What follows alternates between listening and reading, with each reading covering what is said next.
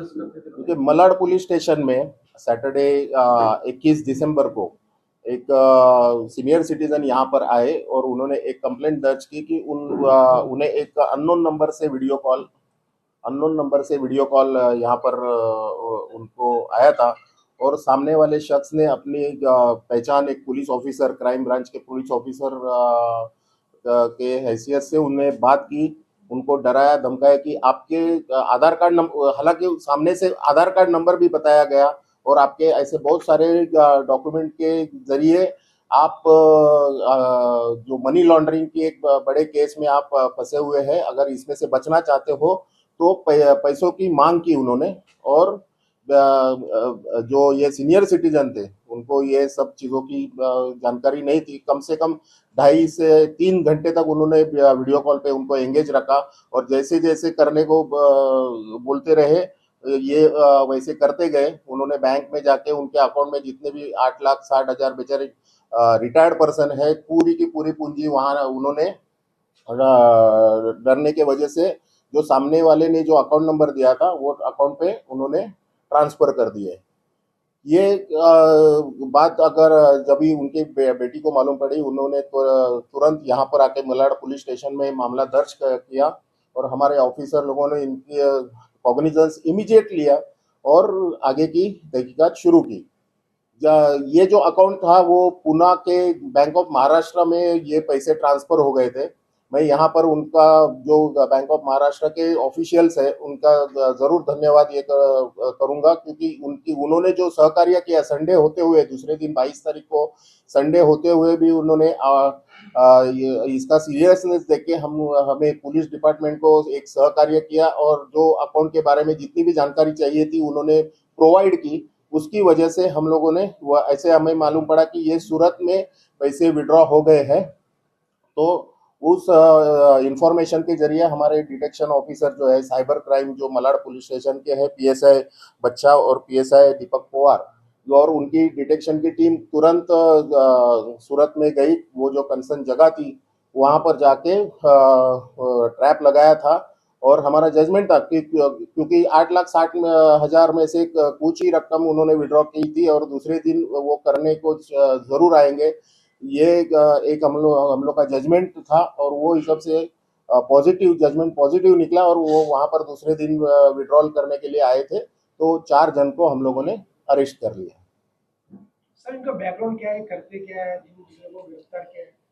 देखिए अभी ये जो गिरोह है वो हो सकता है कि इंटरस्टेट इंटरनेशनल भी हो सकता है, क्योंकि ये जो है ये सिर्फ विड्रॉ करके पैसा एक थर्ड पर्सन को देते थे और फिर आगे की जानकारी उनके पास अभी है नहीं कि वो आगे का पैसा कैसे। लेकिन ये इतनी जानकारी जरूर हो गई है कि वो ये जो कैश विड्रॉल करके एक जो शख्स है, नाम बताया है उन्होंने, तो वो शख्स को देते थे और वो फिर क्रिप्टो करेंसी में कन्वर्ट करके फिर आगे के जो इस्तेमाल होता था।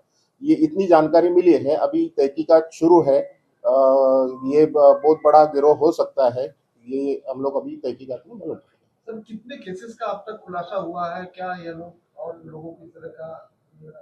देखिए क्या ये जो अभी जो चल रहा है कि साइबर क्राइम का जो परसेंटेज है वो दिन ब दिन बढ़ते जा रहा है और उसमें ये नया जो हेड है डिजिटल अरेस्ट, उसमें ये डर का इस्तेमाल करते हैं कि और वो जो टारगेट करते हैं वो सीनियर सिटीजन्स या फिर लेडीज को करते हैं जो जल्दी से जल्दी मीन्स इतने प्रेशर में आके उनको रिस्पॉन्ड करते हैं और फिर पैसे का मांग करते हैं। सर डिजिटल अरेस्ट के जो वीडियो कॉलिंग हो रही थी उस दौरान कुछ सर्टिफिकेट भी दिखाया गया था, वो सर्टिफिकेट किस तरह का था और सर्टिफिकेट में क्या दिखाने की कोशिश की? उन्होंने सर्टिफिकेट नहीं दिखाया गया था, ये जो आधार कार्ड की कॉपी दी गई थी। अभी हमें मालूम है कि हर जगह पर आधार कार्ड की कॉपीज हम लोग दे देते हैं।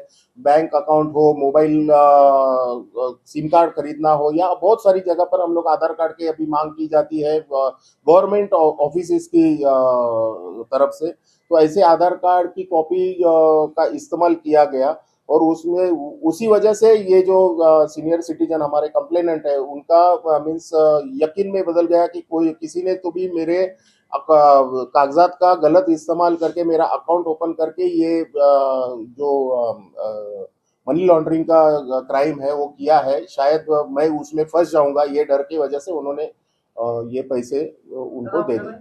नॉर्मल वॉइस कॉल आया और उसमें बोला कि आपका नंबर जो है 2 घंटे में बंद हो जाएगा। आपको अगर उसमें आगे जाना है तो 2 नंबर या 9 नंबर दबाओ। 9 नंबर दबाया तो फिर आगे दूसरे पर्सन से बात कराते हैं कि ऐसे ऐसे है, आपका फ़ोन बंद हो जाएगा, आपके नाम से दूसरे फ़ोन नंबर पे रजिस्ट्रेशन किया हुआ है, दूसरा मोबाइल नंबर, और उसको यूज़ करके और आपका आधार कार्ड यूज़ करके मनी लॉन्ड्रिंग के लिए आपका नाम यूज़ हो रहा है, आपके नाम से दूसरा अकाउंट खोल के मनी लॉन्ड्रिंग के लिए यूज़ हो रहा है, और आपके अगेंस्ट ऐसे ऐसे 2 वारंट निकले हुए हैं। तो अगर आपको इस पे से बाहर निकलना है तो फिर ये आपको ऑप्शन देते हैं कि आपको नहीं तो दिल्ली जाना पड़ेगा, या तो इधर आप खुद का कुछ लॉयर वगैरह करके आपको वो उसमें कुछ 3-4 लाख लग जाएंगे और उसमें ऐसे करना पड़ेगा, और या तो आप हमको अपॉइंट करो थ्रू गवर्नमेंट, हम लोग आपके लिए केस में सॉल्व करेंगे, इन्वेस्टिगेशन वगैरह शुरू रहेगा, इसके लिए आपको पैसे ट्रांसफ़र करके। तो वो पूरा ऐसा माहौल दिखा के अंधेरी पुलिस स्टेशन से प्रदीप सावंत करके बोल रहे करके पूरा ऐसा डरा के उनको बोला कि बैंक में जाके आपके पास कितना क्या अमाउंट है पूरा का पूरा आपको RTGS करना है, ये पूरा इन्वेस्टिगेशन चलेगा, इन्वेस्टिगेशन के बाद अगर कुछ नहीं निकला तो आपको पैसे पूरे के पूरे हम लोग वापस कर देंगे। तो ऐसा पूरा बोल के उनसे मतलब थोड़ा टॉर्चर वगैरह करके हरेसमेंट करके पूरा पैसा ट्रांसफर करवाया। अब उसके बाद जब ये वारदात हुई आपके पास, तो पुलिस के पास आने के बाद कैसे जानकारी हुई और कैसे ये पुलिस ने कार्रवाई की? तो इनको एक्चुअली वो 3-4 घंटे में किसी को भी फ़ोन करने के लिए नहीं दिया, कुछ भी अलाउड नहीं था, मतलब पूरा टाइम आप हमारे साथ वीडियो कॉल पे बने रहो, कोई आसपास होना नहीं चाहिए, आपको कहीं बाहर भी नहीं जाना है, घर पे ही रहना है। तो उसके बाद पापा ने हमको आगे बताया कि ऐसा ऐसा हुआ है, आपको अगर मैं फ़ोन नहीं करूँ, तुम्हारा फ़ोन नहीं उठाया तो तुम लोग डरना मत करके। तो हम लोग भी नीचे उनको मिलने गए कि क्या हुआ, क्या है ऐसा कि आप ना बोल रहे हो मिलने के लिए। तो उन्होंने बोला कि ऐसा ऐसा हुआ था, तो इमीडिएटली हमको रियलाइज़ हुआ, क्योंकि तभी वो 2-3 दिन से कॉलर ट्यून चालू था पुलिस का, कि कोई भी आपको पुलिस स्टेशन से या कहीं का जज या कोई भी ED से कुछ भी आता है कि ऐसे ऐसे आपके नाम पे चल रहा है, तो उसको डरना नहीं है आपको, इट इज़ अ स्कैम। तो देन वी रियलाइज़ कि ये पूरा स्कैम था। इमीडिएटली हम लोग यहाँ पे आ गए। वो कॉलर ट्यून में ऐसे भी बोलते हैं कि अगर आपके साथ ऐसा कुछ होता है तो 1930 पे आपको कॉल करना है, तो उसके हिसाब से आपको फिर वो साइबर क्राइम में आपका कंप्लेंट वगैरह रजिस्टर होता है। तो हम लोग तुरंत फिर यहाँ पे आए, पुलिस की टीम ने पूरा हम लोग को 1930 पे उन्होंने ही कॉल लगा के दिया। फिर यहाँ पे भी उन लोगों ने तुरंत बोला कि ये दोनों बैंक पे जाके आपको पूरा पहले तो फीस करवाने की प्रोसेस करनी है, एंड आगे का इन्वेस्टिगेशन उन लोग ने इमीडिएटली शुरू कर दिया था, सैटरडे के दिन भी। अभी आरोपी अरेस्ट हो गए हैं, तो पैसा फ्रीज हुआ है। और अंकल का थोड़ा कुछ लेके आओ अंकल, एक बार थोड़ा अंकल कुछ अमाउंट किया थोड़ा अंकल थोड़ा इधर आ जाइए ना। उनकी इन्फॉर्मेशन जो है वो बाद में पता चलेगी, क्योंकि इन्वेस्टिगेशन अभी चालू है। काका थोड़ा कुछ काका क्या वो थोड़े घबराए हुए हैं सर, प्लीज। नहीं थोड़ा सा बोल दीजिए। कैसे घटना हुई थी उसके बारे में थोड़ा। मेरे को इंटरनेट वीडियो कॉल आया है, वो बोले कि आपका फोन 2 घंटे बंद हो जाएगा, अगर आपको जानकारी चाहिए तो 2 नंबर या 9 नंबर दबाओ।